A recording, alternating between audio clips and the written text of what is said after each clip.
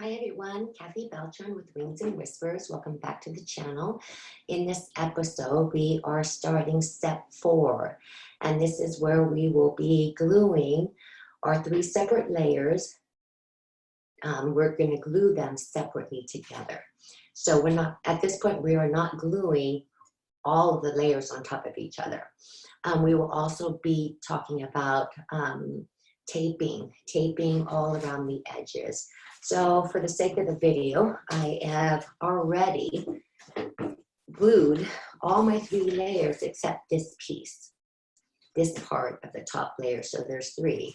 And so what you'll notice is I have a lot of this, but remember, I've been shaping it, I have slits there, and this is an area that we will be sculpting later. So the only thing that I can tell you is I have my glue gun, I have my glue sticks. If you can get the longer ones, that'll be great. Right now I have the short ones. So every so often, as you're working on the big, gluing it in on top of each other, you're gonna run out of glue really quick, and then you're gonna have to stop and push one in there and make it click.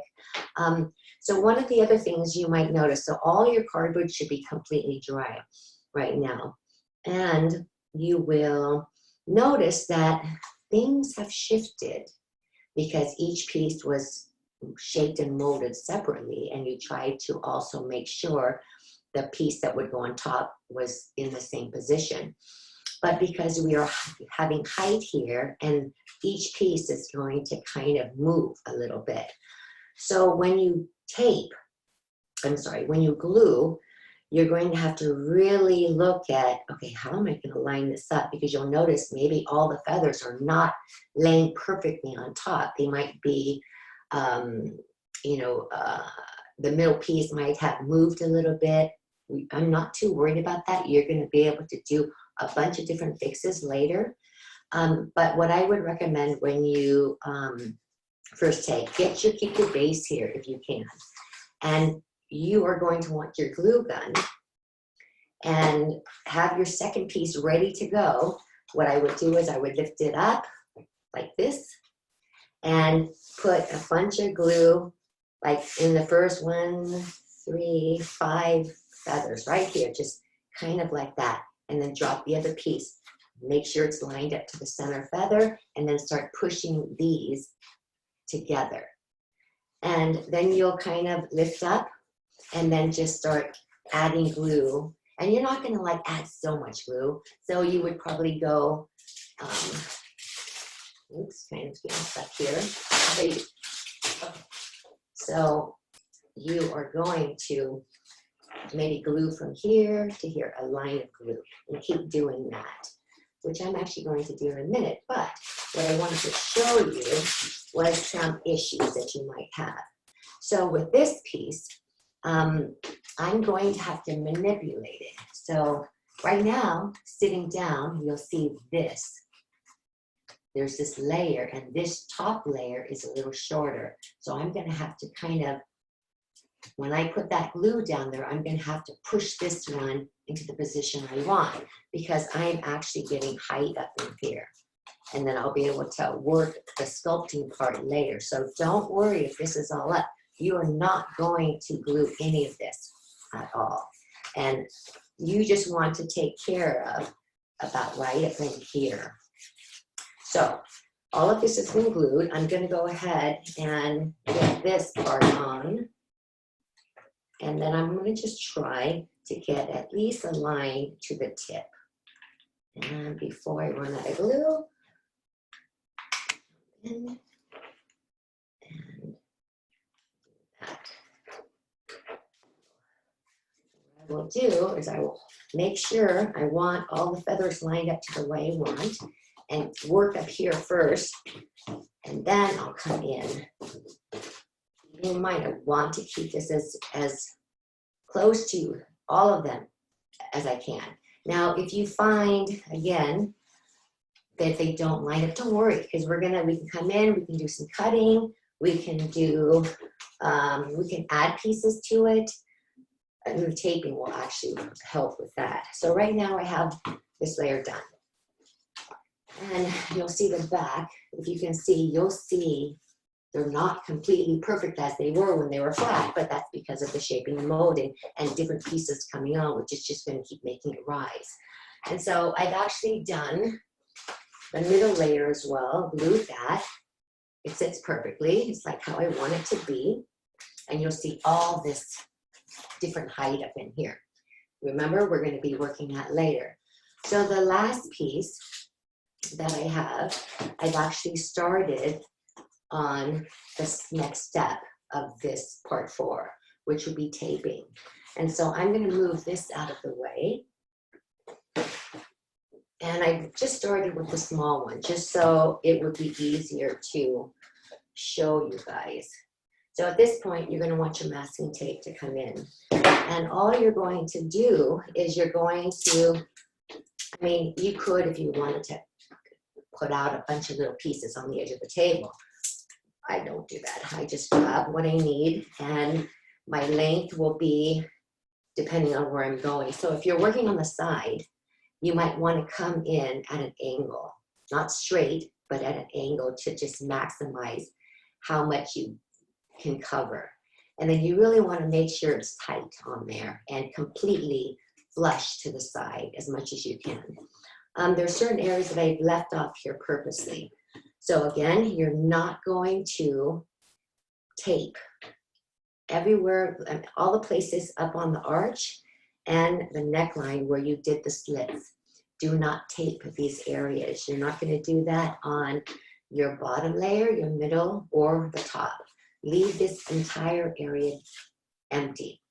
We will be doing some paper mache, and then when it's time to sculpt this, this will be clean, and these will be like the last areas that we work on.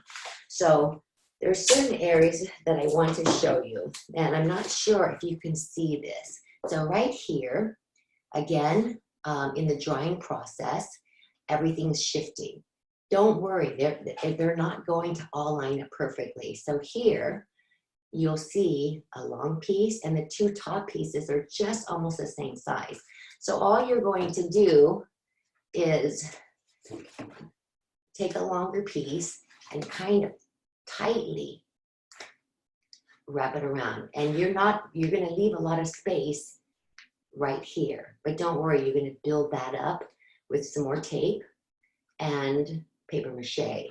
So I will just continue doing that and working it until it's covered.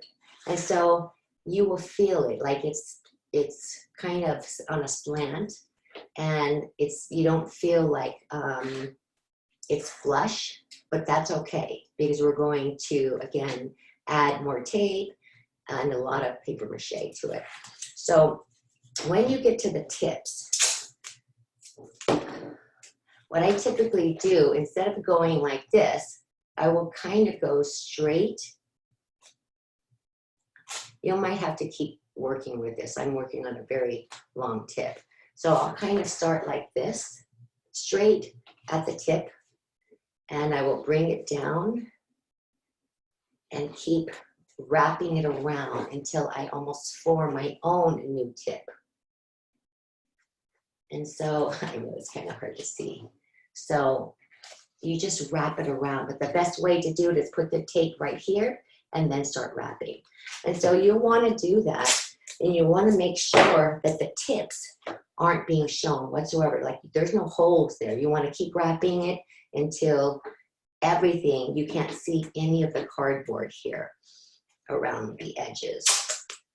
And so I will keep, and you'll want to like push on it, you know, as you go. And you'll notice that at this point, your tips aren't as thick as this area. And that's because we did all the smashing with our thumbs and fingers. And so I'm going to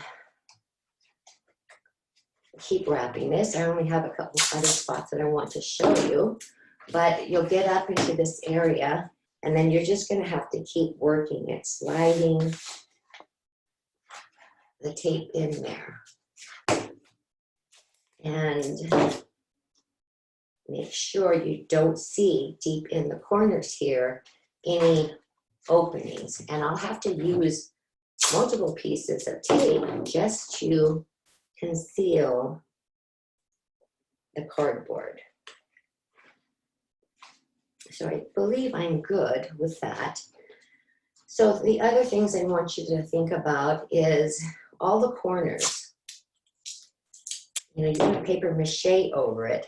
So what I do is right here, where two tapes meet, there's just a slight area where there's an opening.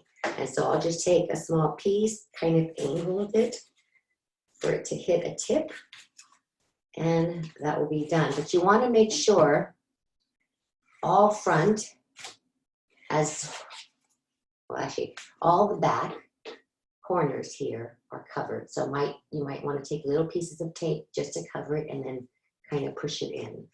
And you'll do the same to the front. So I actually have a couple pieces where the tape bunched up. You're not going to tape this entire thing. You're just focusing on the tips and the corners here. So here's a piece that you can see, if you can see that very well, that I need to cover and close it up. You really don't want the paper mache getting in there. So that's pretty much it.